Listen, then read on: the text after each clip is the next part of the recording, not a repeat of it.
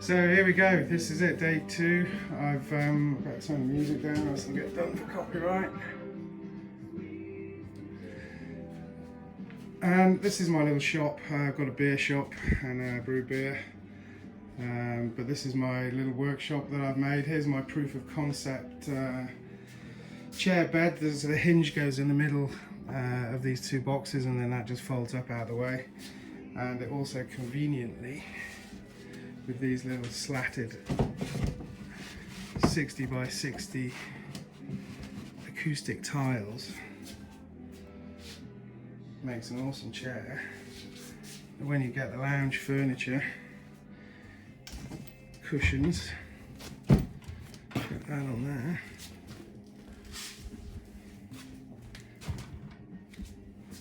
Got yourself a seat. So job number 1, before I can build anything, I've got to build the work table. And I'm not going to show you the pain of building that because it's my first job of the day with a coffee. But I'll just say that I'm very, very pleased when on opening that all the bolts and washers are already put together. So you don't have an hour looking at all, all the right washers for the right screw and the right head and everything. They're all together, which I have to say is probably a half an hour time saver. So well done, Hornbach. And yeah, thanks to Hornbach for their thoughts of doing that, because that is a winner. Okay, right, well, mission on. It's 8:30 in the morning, and I thought about some great things overnight. A phrase I'll be using a lot is measure twice, cut once, which an old gunsmith once told me. However, I measure 4 times, have a beer, sleep on it, and then cut. Or then measure again and cut. So I figured out that the roof panel that I put onto the roof, anyway, I'll get onto that when I get in there. This is my first morning vid. Let's build the table and get going. Day 2, you're back in the van.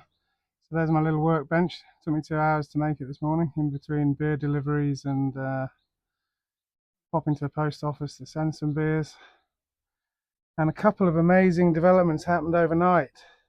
In case you're wondering how I'm going to power everything, I'm not running cables. I'm not going to electrify the whole van with fuse boxes and everything. I'm just going to put in this emergency leisure battery that we've got. It's got 2 40-volt plugs on the back, and basically you can run it for easily 2 days when you're off-grid camping. And then you just take it to the pub. Can I plug in my phone charger, please? And then charge it up again. So that's the plan for that. So my neighbour, who is a very competent handyman, poked his head in last night, and I showed him my ingenious system of lifting the roof. But he said, "Oh, I got something for you."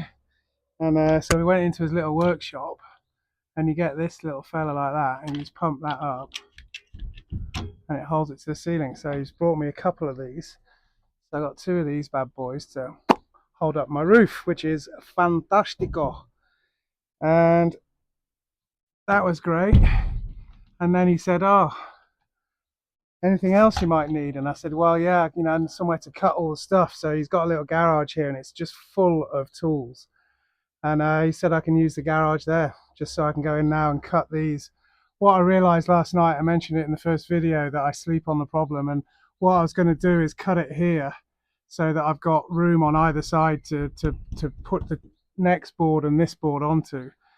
But then obviously I made my little mark here ready to cut it, but then this is the most visible spot in the bus, kind of. So if I cut it here, I'm going to have for sure some sort of irregularity. So all I've got to do is measure how big that is and cut that much off that end, and then this will slide back and I'll have a perfect edge. These are only one way, these boards. It's like tong and groove, but actually it's tong and tong. So the next wooden slat comes in and sits on this felt here. So again, this is why I'm not starting in the middle, because if I started in the middle, I'd have two tongs and it wouldn't work. I'd have to figure out how I could cut this here and marry it up. So I'm starting here, so I've got a very nice connection with this side wood on here.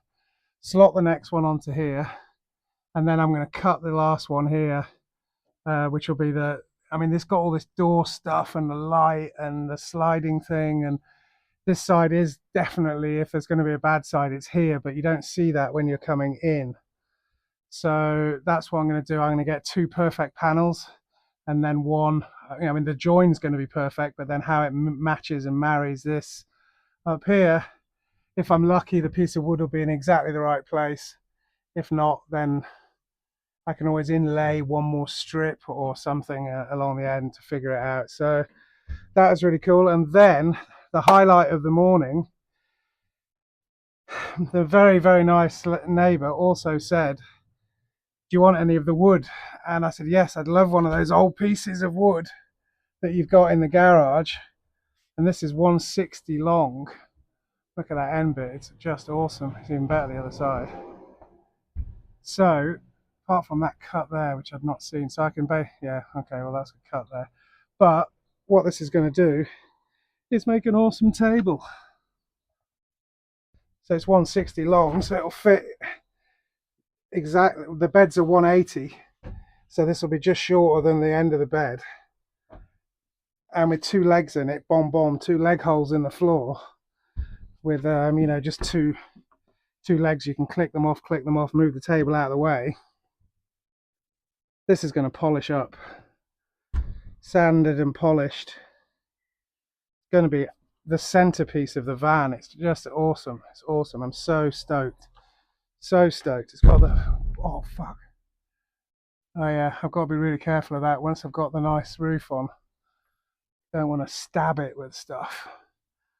But yeah, that's what I've been doing all along. You can see there's stab marks everywhere on this, which is, it's just, you know, plastic insulation. It's not very good quality really, but it's still insulation. But anyway, the table is going to be just fantastic.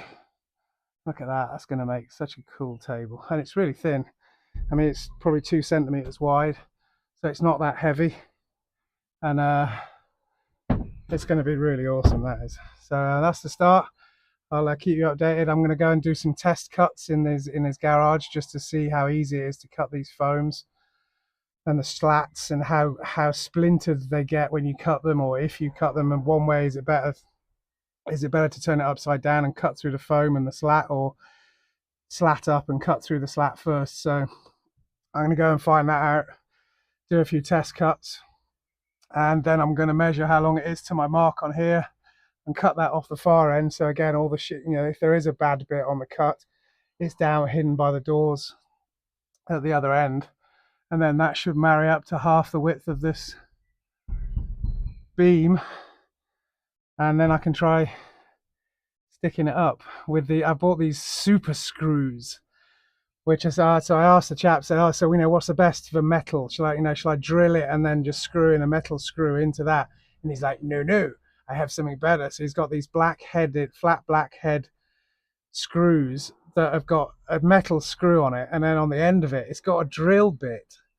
So it can drill through up to 5 millimeters of metal, and then you've got the screw bit after the drill, and it just goes straight up. So he said it needs a bit of a push, and you know, you'll get better at it. But he says you don't need to drill a hole with these, so you can just hold it up and is my hope. How it's going to be through these metal. I mean, they're not that thick. It's only probably 2 mil, max 3 mil. And if that works, this could actually be quite a quick job once I get going. I don't know whether you can tell I'm really nervous to get started. So I've had a coffee, a late brunch, been to the post office, delivered some beer, thought about all of this stuff again, and but I'm pretty stoked with this table. That's how that started off this morning, and so yeah, I'll give you an update after I've done some test cuts. Nice, onwards. So here we are in the workshop, my amazing Swiss Army saw. I've tried a circular saw and a jigsaw, and it makes a real mess of the ends. So I've resorted to a little bit of hard work and cutting it with the Swiss Army saw. Put a line of sellotape down the cut line, which seems to be stopping it from splitting as much. and it's only felt, so it's not that difficult to cut. In fact, it's not difficult at all to cut.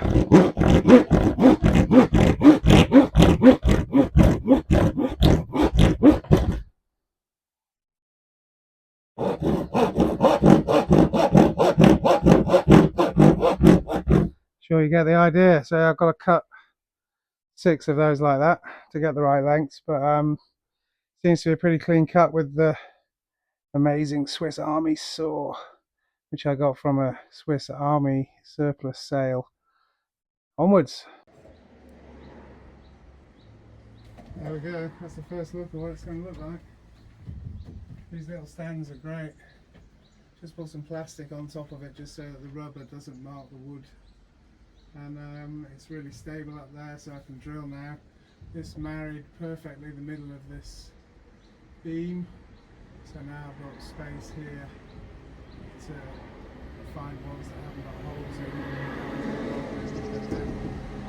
So I can't drill there, I can drill there.